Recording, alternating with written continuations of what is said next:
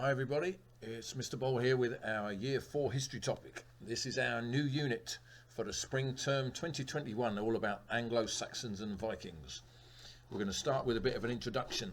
On this screen here we have 1, 2, 3, 4, 5, 6 pictures, and I want you, when I finish speaking, I want you to pause the video. There's actually 2 odd ones out on here. 4 of them are things that will be covered in this unit about Anglo-Saxons and Vikings, and 2 of them are things that are not in this unit. Okay, so can you spot the 2 odd ones out? You can just call them out or tell your little brother or whatever, and off you go.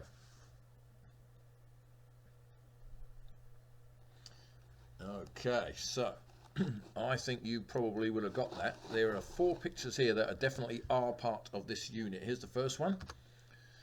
This is a fantastic Anglo-Saxon helmet, okay, and this would have been buried with a very important person, probably a king of a whole area or a chief. And we found it, or archaeologists found it, in their grave, okay, which was a fantastic grave with lots of other things in it. And they found it at a place called Sutton Hoo, okay, which is over in Suffolk. And if you've ever been to the British Museum, or if you ever get the chance to go to the British Museum, you can see this helmet and all the other things that were found in that grave. And so this is an Anglo-Saxon warrior's helmet, okay, very special one. So yes, we are studying this during our unit on the Anglo-Saxons and Vikings. Next one. I think you would have spotted this one. This guy is a Viking. He has landed in his longship. There's the longships there on the coast. He's landed at a monastery. Yeah, okay. And this is a very famous monastery called Lindisfarne in the northeast of England. Obviously, the northeast of England is nearer to where the Vikings live, so they decided to attack here. You can see it's a very special religious place because here's the cross that was built here.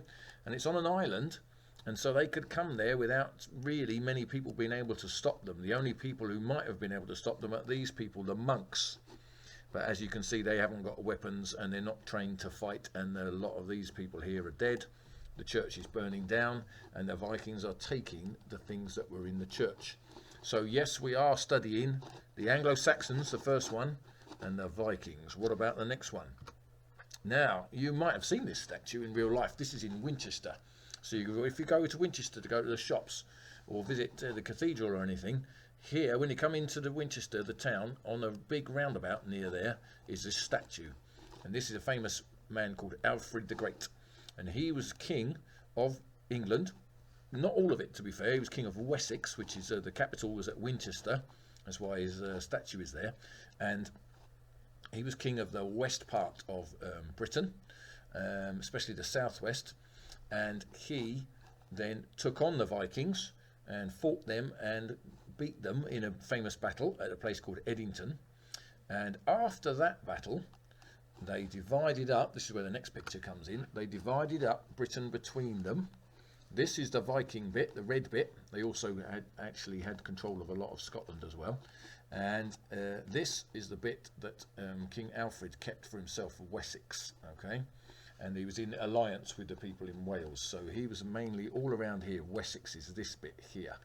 And it includes where we live. This is where we live, just there. Okay, so this bit, the bit that wasn't controlled by Alfred, is called the Danelaw. Partly because a lot of the people who the Vikings were from Denmark. So it's called Danelaw. And then this bit is Wessex. Right, so 4 gold stars for you for spotting those things. Now, these things are the odd ones out. We're not studying this in this unit because we've done that. We finished with the Romans. The Romans have left Britain, okay?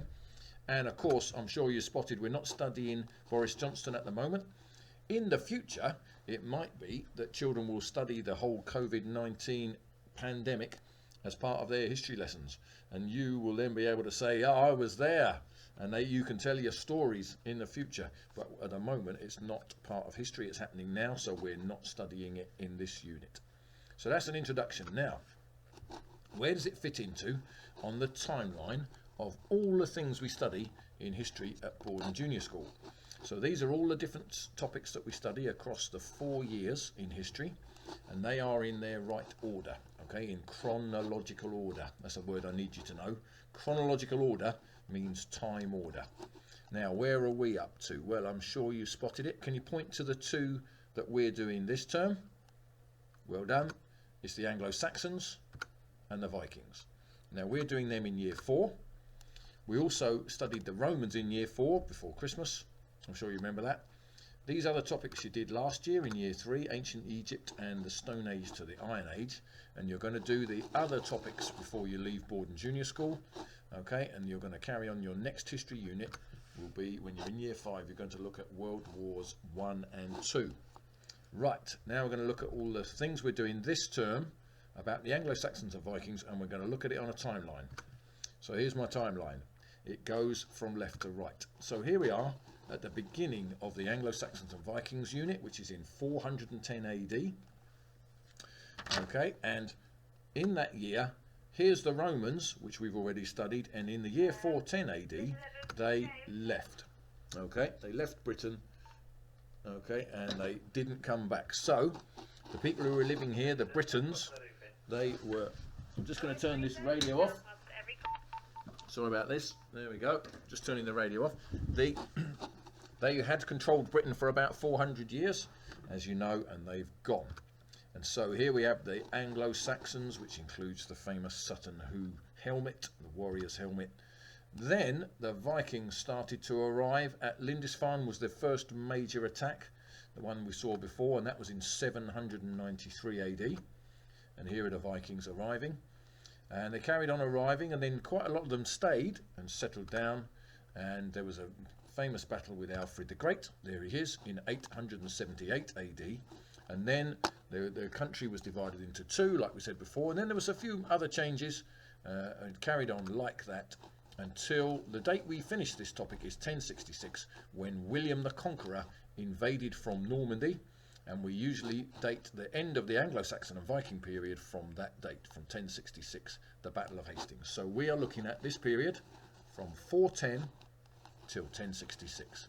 And of course, even the most recent one of those dates is still about 1,000 years before now. Okay, let's get on with lesson 1. In lesson 1, we are asking this historical inquiry question: why did the Anglo-Saxons come to Britain? Okay, here they are arriving. I'm sure you recognise these are the white cliffs. This is the sort of thing you would see if you're arriving on the southeast coast of Britain. So, here's a map showing where they came to in Britain, this area, and where they came from. Now, a lot of British history depends on the background being the Anglo-Saxons, okay? Even the name of England comes from this word here, the Angles. So the Angles came from here, this part of where North Germany meets with Denmark. Lots and lots of people from that area came. After the Romans left, they started to sail across here, sometimes in not very big boats, not as big as the one in the previous picture, and came to live in Britain. And the area they were in charge of, the Angles land, that word then became, over many years, became shortened to England. And so we get the word for the country we live in from those people, England. So, Angles and Saxons, and these people as well, the Jutes, which is a different tribe. So 3 different tribes, all living up here in North Germany, what's now North Germany and what's now Denmark, and they started to come across. We think the Jutes mainly went there, we think the Angles mainly went here, and then the Saxons went there.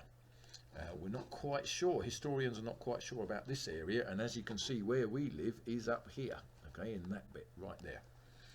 And so they came about 1600 years ago, in the AD 400s. Now, why did they come? That's the historical question we're going to try and answer today. Here's clue number 1. What you could do on a bit of scrap paper, you're not going to hand this in to me or type it or anything, but on a bit of scrap paper, you could just write down, you've got 6 clues. They're just going to be pictures with maybe a little bit of writing to explain each picture, and you're going to write down what you think it is, okay? And we'll talk about it later and work out what it is. What's this? Remember, these are all linked to the reasons why the Anglo-Saxons and Jutes came to Britain in the first place. So that's clue number 1. See clue number 2. And if I go too fast, you can obviously pause the video. Clue number 3. Clue number 4.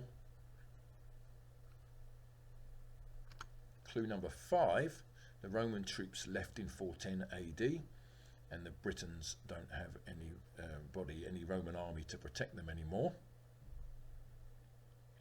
And clue number 6, I'm going to leave on the screen a bit longer because there's more to see in here. You'll notice there are some people that seem to be marching down from the north, there they come, and from the west. Okay, and you'll also notice this guy, I wonder who that is. These people are obviously come from Jutland. And what's he telling them? What's he saying? That's clue number 6. Okay. Now, think about those 6 clues. You probably got your notes. If I went too quick, you can go back and look at them again. But now, this is the first thing I want you to do. If you've got this is your task, okay? Keep your notes in mind because they're going to be coming up in this task as well. But here, you're going to sort out the following 10 reasons, okay? So these are all the reasons for coming, the Anglo-Saxons and Jutes, reasons why they might have come to Britain. You're going to sort them into 3 piles: likely, unlikely, or definitely not. The best way to do this if you're at home is to get 3 little post-it notes if you can, or 3 bits of paper, whatever you can find, and on there just write on one of them unlikely, write on the other one likely, and write on the next one definitely not, because I have put a couple of silly ones in. Okay, and then if you think, we'll have a look at an example. Here's an example. Number 1, their homeland kept flooding. If you think, okay, that's possibly is a reason, floods where they came from, then you would get your post-it note, and all you got to do, you write likely on one of your post-it notes, and then you just write the number 1, because this is reason number 1. So you haven't got to write the whole sentence or anything like that. Don't worry about that. You're just writing the number of that reason. Okay? Now, reason number 2, they wanted to travel. Reason number 3, the Romans invited them. Reason number 4, the Britons, who carried on living here in Britain after the Romans left, asked them to come and help fight against the Picts who were invading. So you're going to make a decision where you put these numbers. You've got 3 post-it notes, remember? So you're going to have 3 post-it notes like this. One that says unlikely, one that says likely, one that says definitely not. And you're going to write each number. Okay, and you've got some more coming. You've got up to 10. Write each number on a post-it note. Okay? Right. So if you think that number 2 is likely, then you put it on there as well. Next one. You can come back to this if I've gone too fast. The climate in Britain was better for growing crops. Is that likely, unlikely, or definitely not? Number 6. They lost their way.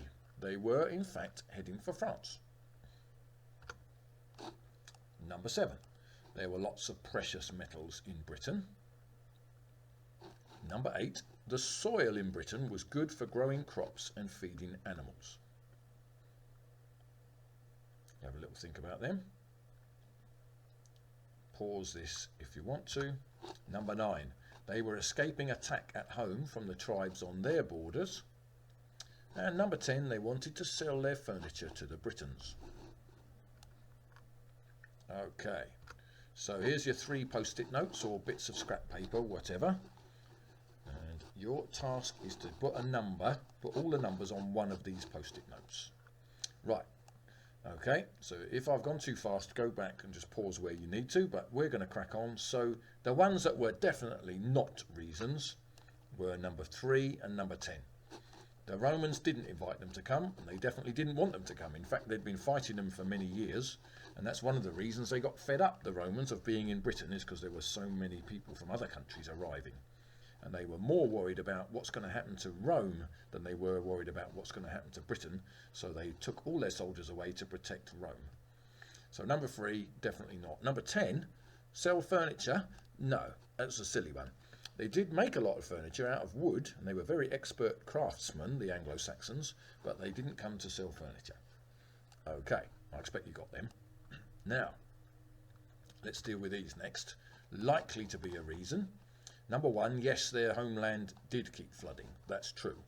Number 4, actually, this is you might not have guessed this one, but some of the British leaders were having a lot of trouble with invaders from the north and from Ireland, from Scotland and Ireland, called Picts. And so they invited the Saxon leaders to come and help. Okay, so, and they were promised gold and that they would be rich if they came to help. So that one's true. Number 5, the climate in Britain was better for growing crops. That's true as well. And you might be surprised about that because our climate's not amazingly brilliant, and at the moment it's either recently been raining or snowing, so you wouldn't think that was all that good for growing crops, but it was better than Saxony and the areas where the tribes came from. Number 8, the soil was good, yeah, for animals. Right, so that's what that now. Unlikely. Number 2, they didn't just want to travel. No, people in those days didn't really have an idea of going for holiday or going travelling. They probably came because they had to get a better life than what they were living at home. And number 7, the precious metals. There haven't ever been many precious metals, gold and things like that in Britain. So what there was most of it was found earlier than this period. And number 9, I'll let you put that in either. They were escaping attack at home. Some of them were escaping attack at home. Some of them weren't. They just wanted to come to live, have a better life in a different country. So I don't mind if you put that in here or here. You can give yourself a point. Okay, well done. Right. So now you've got your 6 clues. Let's just go back and have a quick look at them and your 10 reasons. Okay, so let's talk about the clues. I expect you worked this one out and you made a little note. Yes, lots of floods happening in Saxony at that time, and loads of people were starving because their crops were all being spoiled. In Britain at that time, the climate was good. It was much better for growing crops. There's the weather. That's one of the factors. Saxony, the food's been destroyed, nothing to eat, people are starving. Now this one, you probably worked out, if the Romans aren't there, then the Britons will have to defend themselves. There's a Briton, and here come the Saxons, and they're fighting, but now they're gone. Okay, so we've got a problem. It means it's much easier for people from Saxony to come if they want to. Here's the last one. This is the one with the Celtic leader. He's called Vortigern, and his soldiers are, some of them getting killed and some of them fighting with people from Ireland and Scotland called Picts. And he says, well, these are the leaders of the Saxons. They're called Hengist and Horsa. And he says, if you come, there'll be a much better life for you, there'll be farms for you, and I'm going to pay you to help me fight against the Picts. All right, and this is the bit that we've done already. So now you've got some really good reasons. Now what we're going to do next is we're going to discuss this important concept, push and pull factors. So a push factor is a reason for leaving and going to live in another country because you've got problems at home and you need to leave. A pull factor is a reason for going to live in another country because it sounds like it's going to be much better. So this is, if there's a reason for going to that country, we call it a pull factor, and if there's a reason for leaving where you live, it's called a push factor. Okay, and these push and pull factors have made people move for hundreds and hundreds of years. Okay, and there's been migration across Europe and across all various parts of the world going on for many, many centuries. So, an example of a push factor would be if there's no work in your homeland where you come from, or if there's a war. An example of a pull factor is if you move to do more trading, earn more money, or move to join your relatives who already live there in the other place. So, out of all the things we've talked about so far, which are the push factors and which are the pull factors? So again, just make a note on a piece of paper. Task 2 is for you to divide up the reasons that we've got so far. You've already got them because you wrote your numbers down, and I'm sure you got them right. And even if you didn't get them right, you could have made a couple of changes after we talked through it on the slides. Divide up those reasons into push factors or pull factors. Any reasons why they wanted to come, or any reasons why they needed to leave. Right, here we are. Now there are 6 really good reasons. Okay, there might be some other less important, but there are 6 really good reasons why Angles, Saxons and Jutes came to Britain from the 400s AD. Let's do the push factors first. The land was flooded. I'm sure you got that one, is in the push factor box column. Number 2, there wasn't enough food. So that was a reason for them to leave. Pull factors next. In Britain, they knew there was more land for farming, so they would be better off to come to Britain. They also thought now they'll be able to defeat any people who might want to stand up against them when they arrived. If somebody said, oh, you're not having that farm, I live here, they might be able to fight them. Whereas before, the Romans would have helped the Britons to fight them and would have probably won, because as you know, the Roman army was really amazing. The better climate was a pull factor.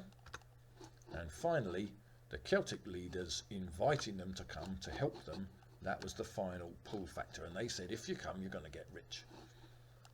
Okay, push factors, you've probably got 2, pull factors 4.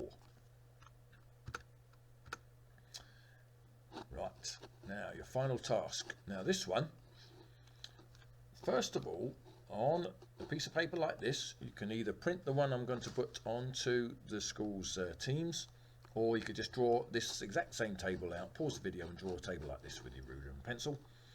And you're going to put the reasons why the Saxons came. So you just put them in. Here we go. That's an example. The Saxon land flooded. Just put that one in there. They were invited by Vortigern to help fight the Picts. There's the spelling of his name, which is quite an unusual name. And then you put the other reasons in here. Okay, any reasons that you can remember from the video, put them in there. And then, when you put the reasons in, okay, then you're going to watch these clips from BBC Bite Size. They're both like 1.5 minutes, 2 minutes long. And in the, if they mention the reasons that you've got here, you put a little tick in the column. Okay, but if they don't mention it, just leave it. And later, we'll have a chance to, or sorry, put an X. If they don't mention it, put an X. And later, you might have a chance to write a letter to the people who made this film to say how it could be a bit better, if you think that it wasn't really as interesting as it could have been, or didn't cover all the reasons. They're both quite interesting, but if they don't cover all these reasons.